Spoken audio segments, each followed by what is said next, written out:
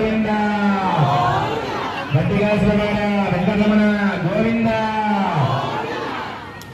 చాలా మంది మర్చిపోలే కానీ కొంతమంది మర్చిపోయినట్టున్నారు. ఎప్పుడైనా గోవింద అనాలంటే రెండు చేతులను పైకెత్తి అని చెప్తారు. గోవింద. రాముడు వైకుంఠవాసుడు కాబట్టి వైకుంఠం ఎక్కడ ఉంటుందంటే పైన ఉంటది. పైన ఉంటదంటే ఏంటంటే రాముడు లోకాభిరాముడు జగద్రక్షకుడు కాబట్టి ఏదైనా చేయగలడు. ఏదైనా అంటే మన దగ్గర ఏదైనా కానీ దోషాలుంటే పోగొట్టగలడు.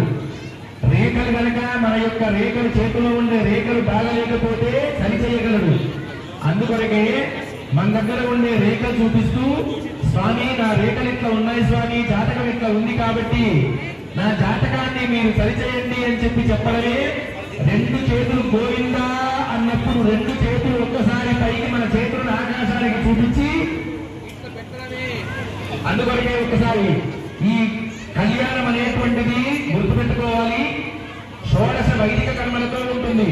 అంటే 16 వైదిక కర్మలు ఉంటాయి. విశ్వక్సేనారాధన నుంచి మొదలుకొని చివరికి తలంబ్రాల వరకు 3 ముళ్ళు వేసేంత వరకు వివాహము 16 వైదిక కర్మలతో ఉంటుంది. కాబట్టి ఈ 16 వైదిక కర్మల్లో నేను 16 సార్లు మిమ్మల్ని గోవిందా అనిపిస్తాను. ఎప్పుడైతే మనం గోవిందా అంటామో అప్పుడు మీరేం చేయాలంటే ఒక్కసారి చేతులని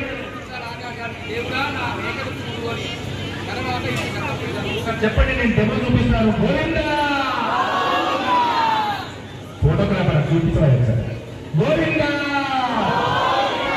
గోవిందా ఏడుకొండలవాడ వెంకటరమణ గోవిందా, గట్టిగాసలవాడ వెంకటరమణ గోవిందా, రామచంద్ర స్వామి గోవిందా.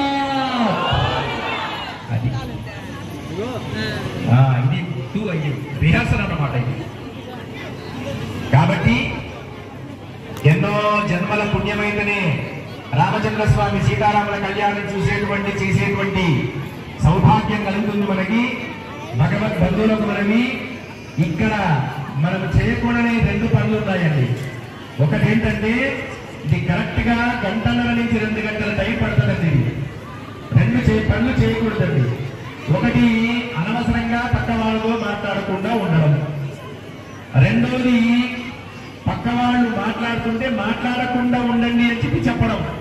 ఈ 2 పనులు చేసినట్టయితే కృష్ణుడు గీతలో ఏమన్నాడంటే శ్రద్ధావాన్ లభతే జ్ఞానం, శ్రద్ధ కలిగినటువంటి వారికే జ్ఞానం కలుగుతుంది అని.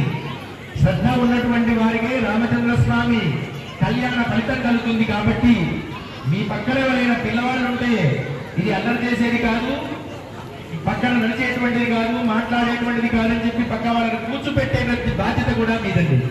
కాబట్టి ఒక 2 గంటలు మనం కనుక ఇవాళ మనసా వాచా కర్మణ సీతారామచంద్ర స్వామి యొక్క కళ్యాణం కనుక చేసినట్టయితే ఈ సంవత్సరం పూర్తిగా రాముడు మనకు బ్యాక్ బోన్ లాగా ఉండి అన్ని విషయాల్లో మనకు విజయాన్ని చేకూర్చబడతాడు.